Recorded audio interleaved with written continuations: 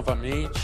Quero agradecer a todas as pessoas que estão aqui, em especial a Karen Webster e a equipe, que a coordenadora que propôs isso em termos de organização interna aqui, o Ministério da Ciência, Tecnologia e Comunicação com essa parceria, e a todos os outros colegas que estão aqui, tanto do Ministério quanto das universidades, como até do próprio Tribunal de Contas,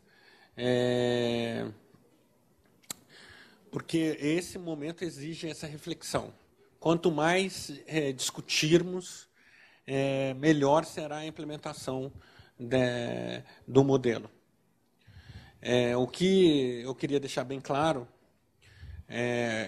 eu enxergo que temos, dentro do que estará por vir aí, não só da questão fiscal, mas em termos de modernidade, de avanço da tecnologia e da inovação no mundo, exige um outro tipo de comportamento nosso. Mas eu quero deixar bem claro que o controle faz parte de uma boa gestão, né? Para não se misturar, dizer que aparentemente a gente está destruindo o controle. Não, uma boa gestão tem que ter controle. Dentro de um processo de engenharia, o motor funciona também com uma série de controles, mas tem que ser o controle suficiente para não prejudicar a performance do motor. Então, tem que ser um controle inteligente. Eu acredito que ainda está em aberto essa discussão, vai ser da escolha do gestor avaliar o apetite a risco, coisas que no decreto ainda não está claro, a utilização das novas formas de governança, que já estão no decreto de governança. Eu vou fazer esse link do decreto de governança com o decreto do marco legal, para deixar bem claro quais vão ser as escolhas dos gestores em relação aos controles administrativos que serão adotados, né? Mas antes disso, depois desse esclarecimento, eu só quero deixar um depoimento pessoal sobre 3 situações, uma bastante institucional, uma mediana e uma bastante pessoal. Vou começar com a pessoal, e mostra uma anomia do que a gente estava vivendo. Temos muitos colegas que, na CGU, inclusive eu conheço gente no TCU, eu tenho um conhecido meu no Ministério Público Federal, Procurador da República, que eram pesquisadores, eram engenheiros, pesquisavam. Já a anomia já começa por aí, né? O que será que propicia isso? O diretor de planejamento aqui da CGU, ele era um pesquisador de balística, do IME, proveniente do IME. O que acontece que leva essas pessoas?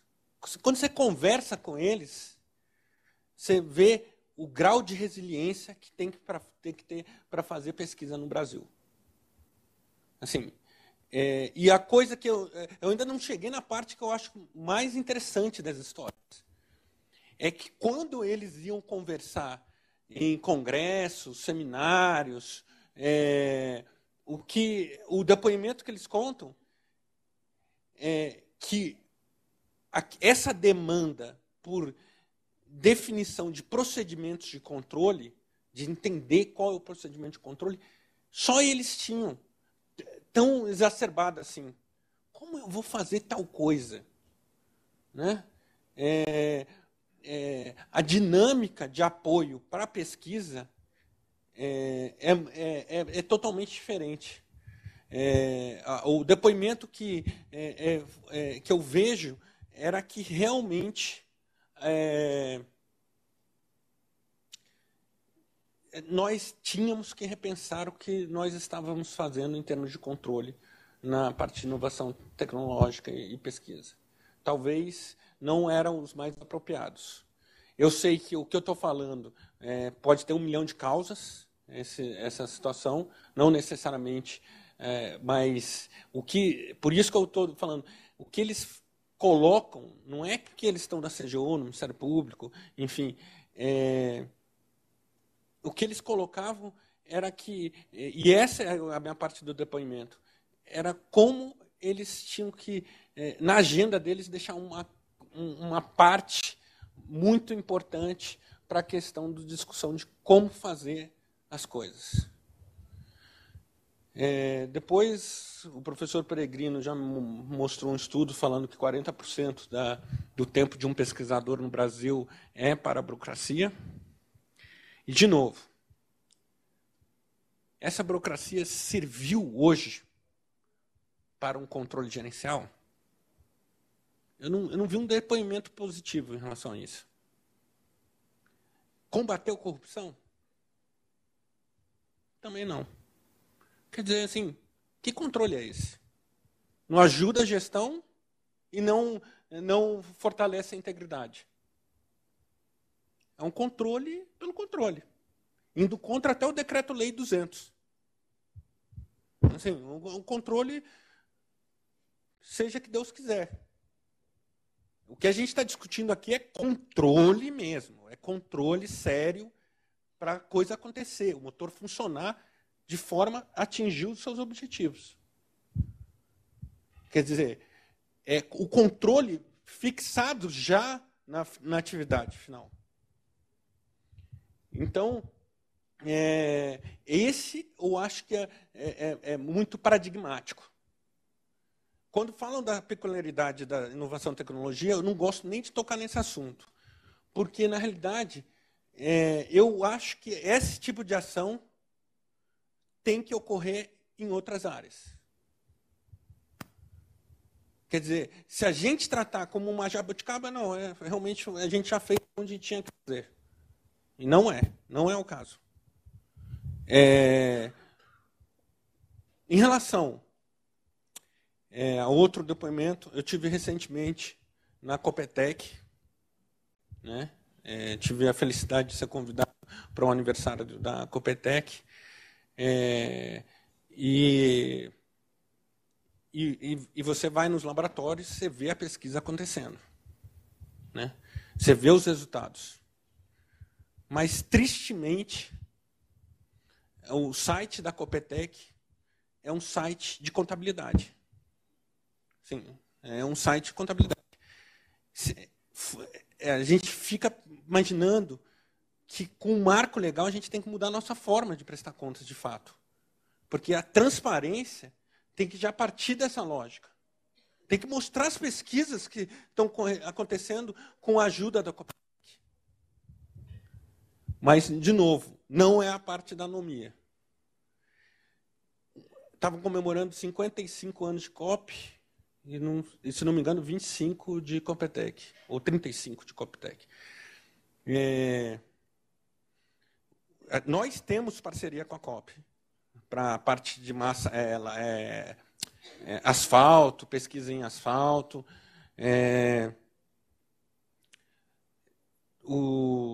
Fomos no tanque, lá da Petrobras, que só tem 3 no mundo, agora que chegou no final do ano o 4º, né? O tanque para pesquisa petrolífera, para testes. O que me impressionou é que, nessa data de celebração da pesquisa, se falou em controle, como o principal objetivo. Realmente, a gente está com um problema.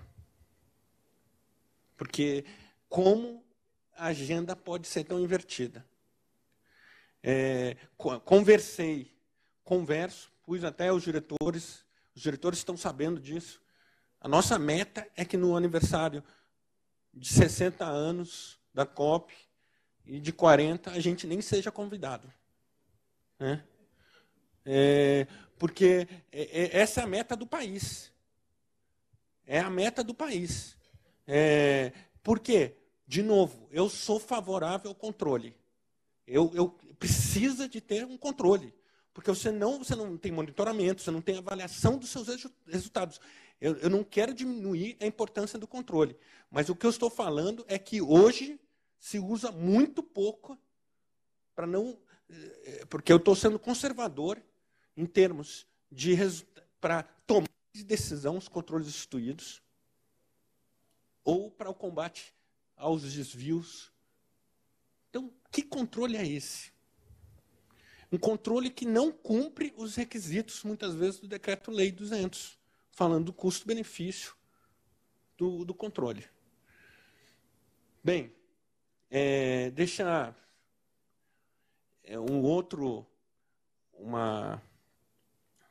uma questão bastante institucional, mas é para mostrar que nós estamos no grupo do Siconv, e fizemos, o grupo do Siconv é composto pela Fazenda, CGU e Casa Civil. Aliás, Fazenda, Planejamento e CGU, o grupo do Siconv. E a gente mostrou,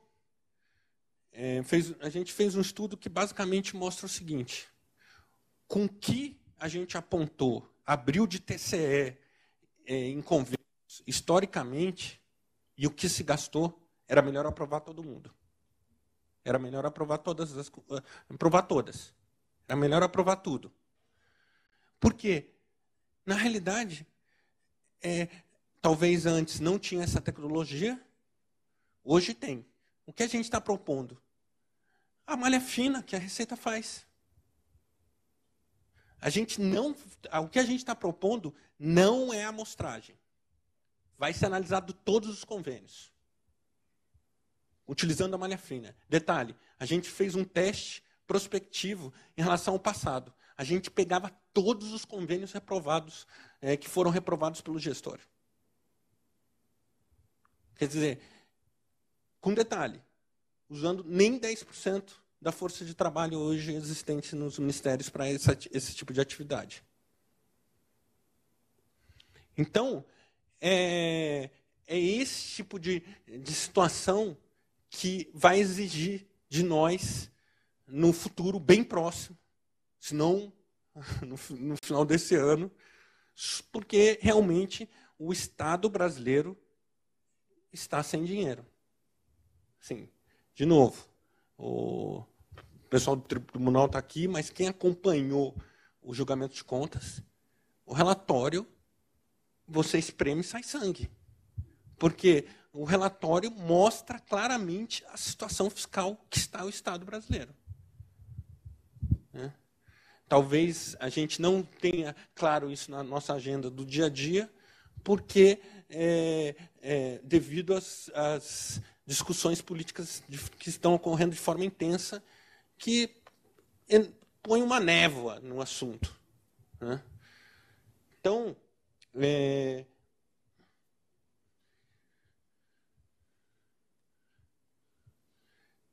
aqui, em relação aos desafios do Brasil, manutenção do equilíbrio fiscal, a estabilidade monetária, racionalização dos gastos públicos, investimento e garantir investimento nas áreas estratégicas.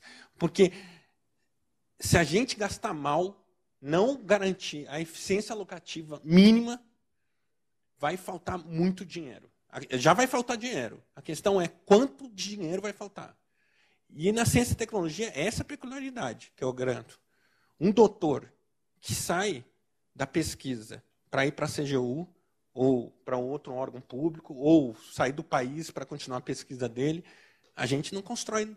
No ano seguinte vamos fazer um doutor igual a esse. São 20 anos. O investimento do Estado, aqui no Brasil, caracterizado pelo Estado, uma escolha política legítima, caracterizada eminentemente pelo Estado. A pesquisa científica no meio privado ocorre de forma residual. E o que o novo marco propõe é uma racionalização desse relacionamento, que é eminentemente estatal, que é das universidades públicas, com os institutos de pesquisas públicos, enfim, com um melhor relacionamento com a iniciativa privada. Como se dá isso de uma maneira mais adequada? Então, nós temos que pensar realmente que não poderia ter uma melhoria residual nesse cenário. E lembrando o seguinte, a gente está falando de tecnologias que no mundo estão disruptivas. Estão acontecendo assim, numa velocidade realmente provocadoras para o restante do mundo. Quer dizer, esse cenário contra a gente, mais um cenário nos países desenvolvidos, que levam a gente a pensar como alocar melhor os recursos. E, de novo, eu vou insistir isso durante a apresentação toda, porque tem muita gente que vem me perguntar, não, você era o cara que a gente confiava na parte de controle, o que aconteceu com você? Não, na realidade eu continuo. Só não vou ficar do lado de um controle que até hoje não serviu para nada, numa situação dramática que a gente vai viver. O que a gente vai garantir é um controle mais barato, mais eficiente, a proposta e orientado para os objetivos. O decreto trouxe inúmeras inovações e modernizações que foram muito bem explanadas. A minha preocupação aqui é essencialmente a parte de controle, né? Mas a aproximação dos entes públicos e privados é uma situação que nos tira da zona de conforto, em termos de órgãos de avaliação, e até o próprio gestor que vai ter que monitorar e avaliar essas situações.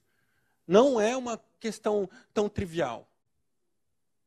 Foco na produção e desenvolvimento econômicos e social, né? Eu acho que na lei está econômico e social, né?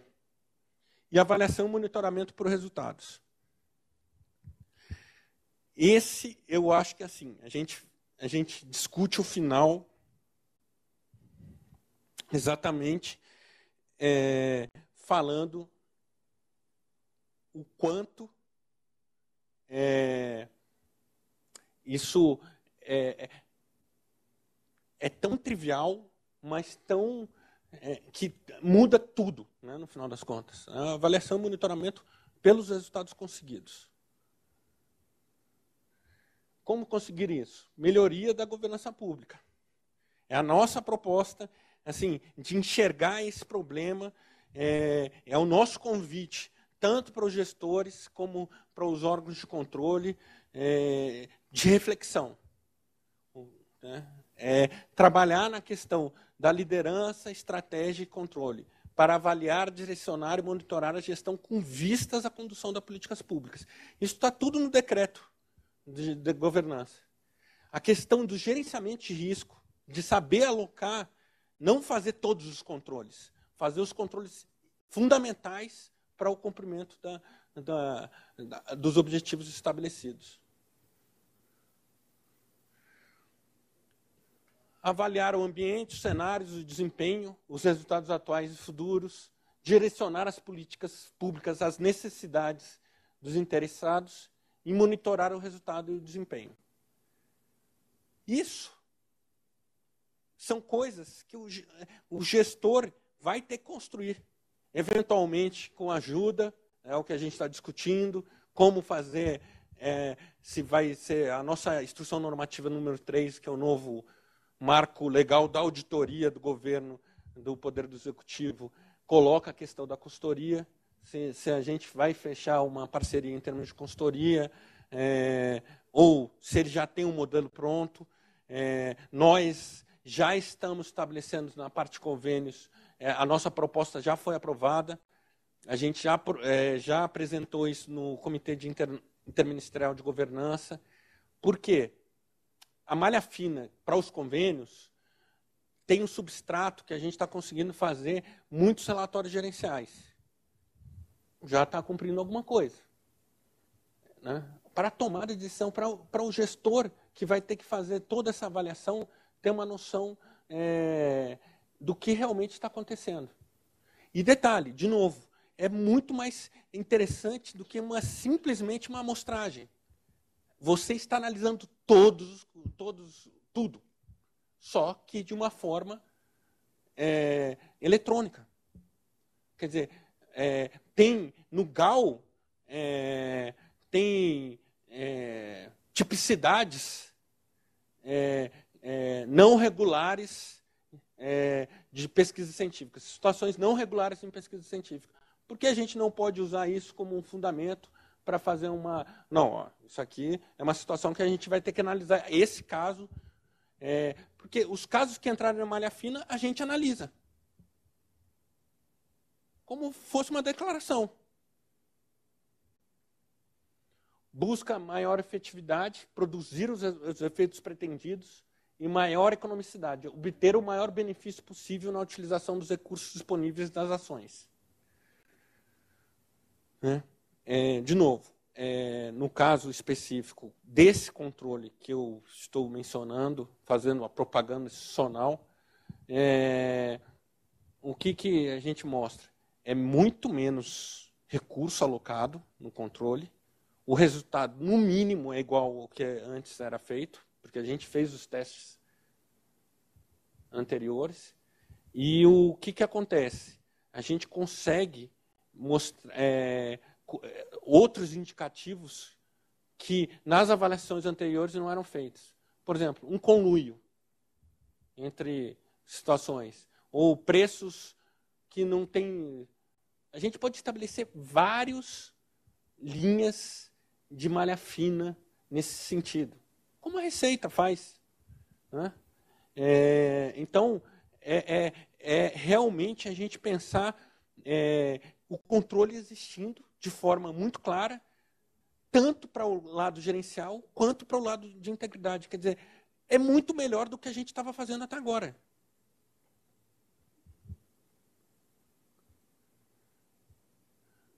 São diretrizes da governança pública, direcionar ações. Esse não confundam, esse é o decreto de governança. Direciona ações para busca de resultados para a sociedade. Quer dizer, a gente já tem um mandamento no Poder Executivo, e quando a lei for promulgada no Congresso, vai ser para todos os poderes da União, que deixa bem claro o resultado para a sociedade. Promover a simplificação administrativa e modernização da gestão pública. É outro chamado, que eu acredito que o Marco cumpre assim. É um casamento perfeito. Monitorar o desempenho e avaliar a concepção, a implementação e os resultados das políticas. Esse é triste, porque não devia ser inovador. Eu sei que não é o último documento que a gente vai ver isso, o último normativo, isso já deve existir em vários, mas é fundamental. A gente, na situação de escassez de recursos, a gente monitorar e avaliar os resultados, para avaliar se vale a pena continuar investindo daquela forma ou naquele lugar. Implementar os controles internos fundamentados na gestão de risco. A gestão de risco, quem estabelece é o gestor. É o gestor que estabelece, faz as escolhas, qual é o apetite dele em termos... não, eu sou um cara mais conservador, ou não, eu sou um... Normalmente, na pesquisa e inovação, a pessoa tem que ter um apetite a risco muito maior que a média. Ou senão não faz inovação e tecnologia. Né? Deixar bem claro que a pessoa tem que ser uma pessoa mais arrojada. Ou senão a gente... apesar de ser uma escolha do gestor, é uma consequência quase natural que vai acontecer um problema. Né? Assim, porque a atividade de inovação e pesquisa deixa bem claro que há um grande risco da implementação. Olha só, são mecanismos para o exercício da governança. Controle, com vistas ao alcance dos objetivos institucionais, da legalidade e da economicidade no dispêndio de recursos públicos. Né? Quer dizer, o que a gente está falando aqui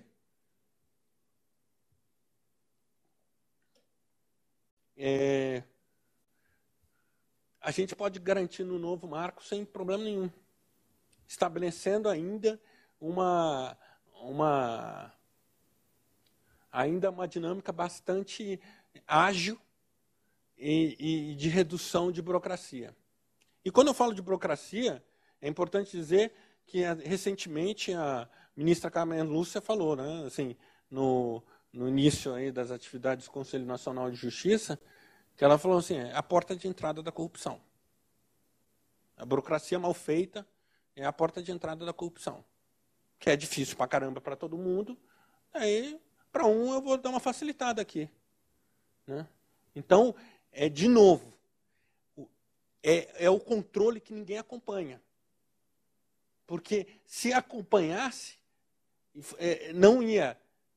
primeiro que ia ser inviável. Na realidade, a dinâmica que ocorre se cria o controle e se perde o controle. Se perde o controle. A dinâmica hoje é essa. Né?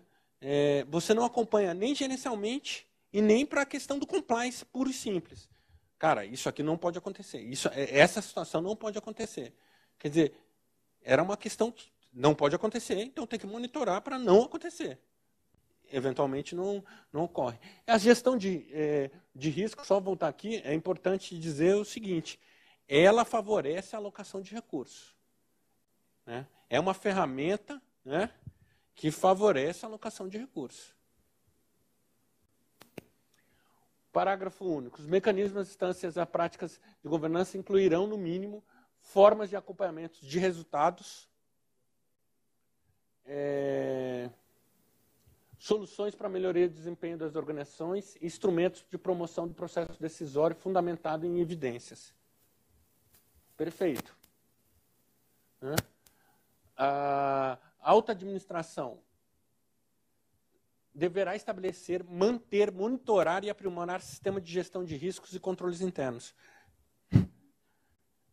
De novo, isso não se contrapõe ao que está no decreto. Só que o decreto de inovação já estabelece alguns parâmetros, princípios de como vai ocorrer isso. Ela vai partir dos resultados existentes, que possam impactar a implementação da estratégia, análise crítica de riscos que possam impactar a implementação da estratégia e a consecução dos objetivos da organização. Você vê que a preocupação é o atingimento e a entrega para o cidadão. No caso aqui, a entrega e o desenvolvimento de uma pesquisa e da criação de uma patente e, posteriormente, até de uma iniciativa de uma empresa. Quer dizer, eu diria assim, a gente tem que proteger toda essa cadeia. Né? Porque, senão, se a gente proteger só uma coisa, a gente não vai ter... Se a gente proteger só a questão da criação desse link entre a iniciativa privada e os institutos de pesquisa, a gente talvez tenha dificuldade na pesquisa. Né? E aqui, eu só quero deixar bem claro, isso aqui já estava na nossa instrução normativa interna, que é para todas as auditorias internas do Poder Executivo, não só a nossa, mas todo mundo que está na auditoria interna tem que cumprir isso. A auditoria interna deverá adicionar valor e melhorar as operações das organizações por meio da realização de trabalhos de avaliação e consultoria. Quer dizer, deixar bem claro que a nossa intenção aqui não é pôr mais um tijolo nas costas do gestor. A gente tem que parar e pensar nos mesmos parâmetros que o gestor está sendo provocado. O gestor está sendo provocado para a busca dos resultados estabelecidos. O pesquisador que está envolvido nisso também. Então, não tem sentido nenhum o controle estabelecer uma agenda própria. A auditoria estabelecer uma agenda própria. A auditoria tem que estabelecer a mesma agenda para avaliar os controles e propor soluções, às vezes melhores, ou dar até o conforto para o gestor. Está ótimo. Né? Isso aqui, o dia que acontecer essa situação, agora já era. Não. Já era.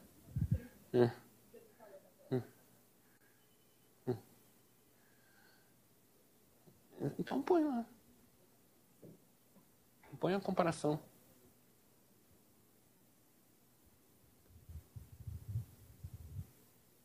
Porque tinha um quadro comparativo do decreto de governança com o marco legal. Peço desculpas aí pelo...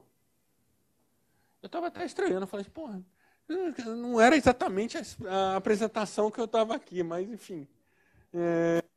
Eu falei assim, deve ser o cansaço, né? Eu falei...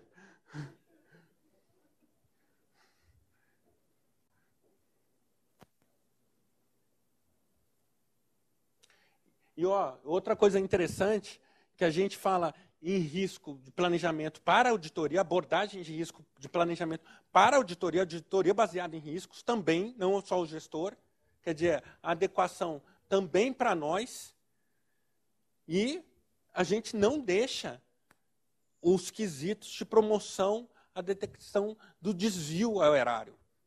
Quer dizer, a gente vai auxiliar a gestão, mas se eventualmente a gente vai atrás do corrupto, da pessoa que está desviando, vamos atingir os objetivos de forma mais eficiente, mesmo fazendo muito mais coisas que antes a gente não conseguia fazer.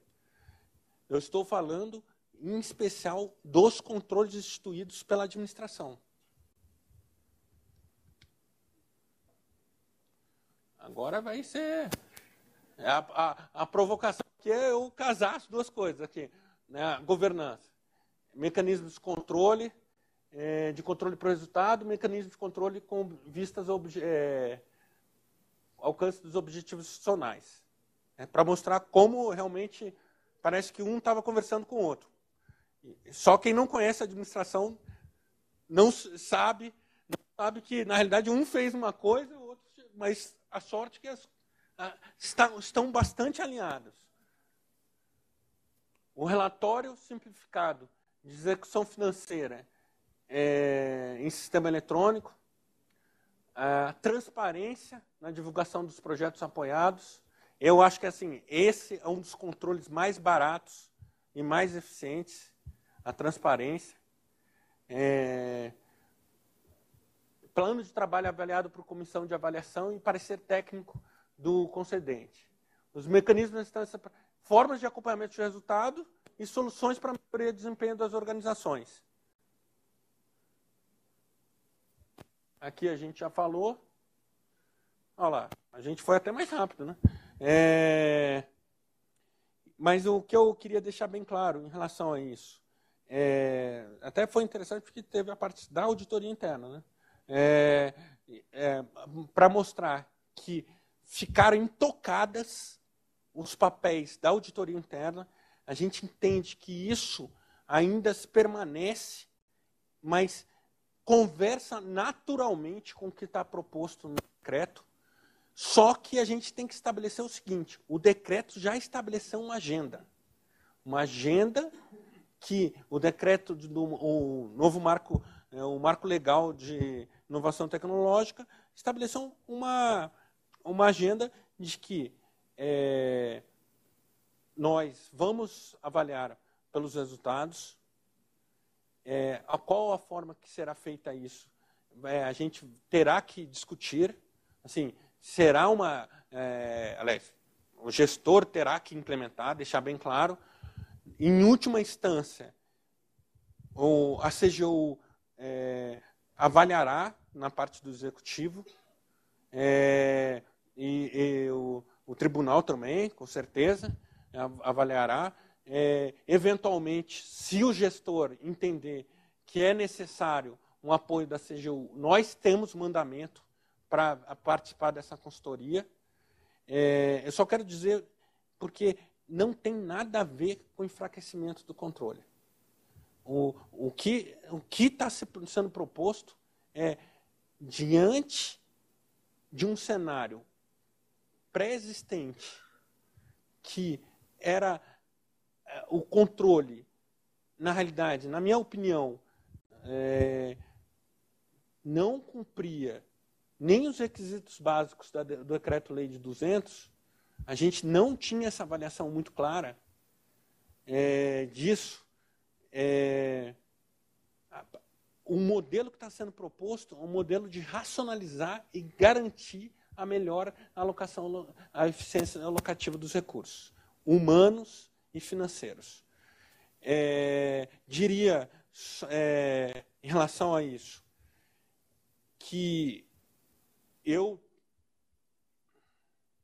digo que a gente está na melhor situação, é aquela situação que a gente não tem outra alternativa. Se a gente quiser, não, agora, pensando bem, não é assim que tem que ser, tem que voltar no modelo anterior. A gente não vai ter dinheiro para isso, porque é um desperdício de recurso. A gente não vai ter condições de manter um modelo tão ineficiente assim. Então, realmente tentar implementar da melhor forma possível um modelo que garanta os objetivos do marco. O marco é muito bom, né? Põe a nossa pesquisa e inovação em condições de competir sem uma âncora no pé. Essencialmente é isso. Então, eu diria, para fechar aqui, a nossa proposta, né, em conjunto, fechar em conjunto com o Ministério da Ciência e Tecnologia uma agenda para essa discussão, nos casos pontuais, eventualmente até estabelecer um plano de trabalho, porque é um caso daquelas coisas assim, se der certo, ótimo, né? Se der alguma coisa errada, pode destruir alternativas em várias outras áreas, e eu acho que assim, é muito promissor para nós não participarmos desse momento. Assim, não nos responsabilizarmos, como eu acredito, assim, o marco, mesmo a gente não concordando 100% na discussão que a gente teve do decreto, hoje é o nosso decreto, né? É o decreto que a gente vai defender e vai cumprir.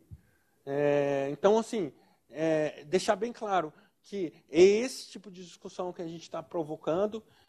Eu acho que o Ministério também vem com uma agenda muito similar. Os próximos passos, eu diria, a gente tem que pôr o decreto para funcionar, mudar, eventualmente, culturas em alguns pontos, e deixar bem claro o seguinte: problemas teremos.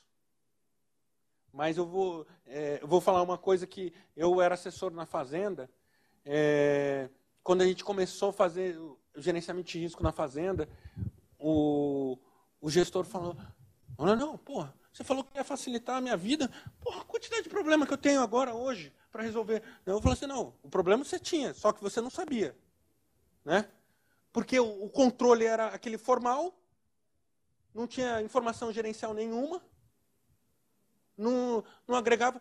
O controle que começa a ser instituído vai para a alta administração, porque é para tomada de decisão. Problemas terão, não tenho dúvida, mas não é problema do marco. A gente não resolve problema de desvio ou descumprimento de finalidade com legislação. A gente resolve isso com uma atuação gerencial incisiva por parte do administrador, do gestor, para correção dos rumos ou apuração do desvio. Porque o que acontece? Duas situações de gestão hoje no Brasil. O gestor acaba se omitindo, né, nesse momento, porque são decisões muito difíceis que têm que ser tomadas, e daí pensa em criar um procedimento interno. Esse procedimento, a CGU, TCU, vai ir lá cobrar A auditoria interna da organização também vai olhar. Isso é o compliance básico. O único problema é que ele criou aquele procedimento para responder um problema que ele viu lá atrás. Quer dizer, a gente já tem relatos de gestores que estão fazendo limpa em procedimentos de ministérios, que eles alegavam assim, a TCU e a CGU, a determinação do TCU, recomendação da CGU ou lei que me mandou fazer isso. Os caras tinham 77 pré-requisitos para liberar um financiamento. Quando o gestor falou, não é possível, 77, quando foi sentar para discutir, eram 7. Lei, recomendação da CGU e decisão do TCU. O resto, a máquina burocrática da organização tinha criado. Daí o que acontece? É óbvio, criou o procedimento, criou uma portaria. Cara, em qualquer normativo internacional, a auditoria vai ter que olhar e vai ter que cobrar. Daí fica a fama, assim, os caras criaram um problema. Mas criaram um problema em cima de uma portaria do próprio Ministério, às vezes. O Ministério que estabeleceu aquele controle, mas o único problema é que ele não quis tomar uma decisão gerencial importante. Daí criou, não, agora eu já resolvi. A minha ação foi criar um normativo. Não, a ação, eventualmente, é trocar um coordenador geral de um lugar que não estava cumprindo o papel dele, apurar um desvio. Né? Então, esse marco é um marco de inovação, tanto para o controle, eu estou falando controle de auditoria, como um controle para o gestor, como para a tomada de decisão do gestor. Por isso que eu estou muito confiante que é um novo tempo de relação que vai ocorrer, que vai ser promissor, apesar de ser extremamente necessário para a ciência e tecnologia, vai ser extremamente promissor, porque poderemos, sim, utilizar como inspiração para outras áreas do governo, sim. Eu acredito que esse é o caminho.